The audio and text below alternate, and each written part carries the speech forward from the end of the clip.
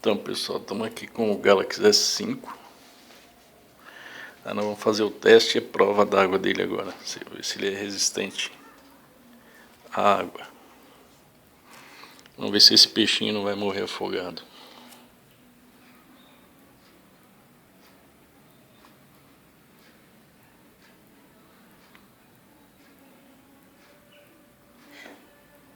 Cheia d'água.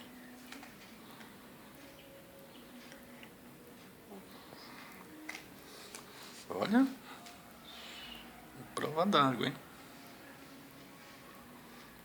Não é que ele é prova d'água, ele é resistente à água, né? Olha lá o peixinho no aquário.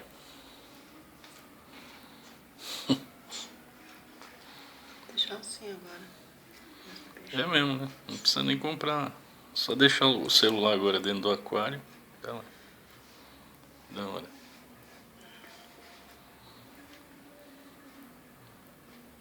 Beleza? Falou aí. Vou mandar pro grupo família esse aqui.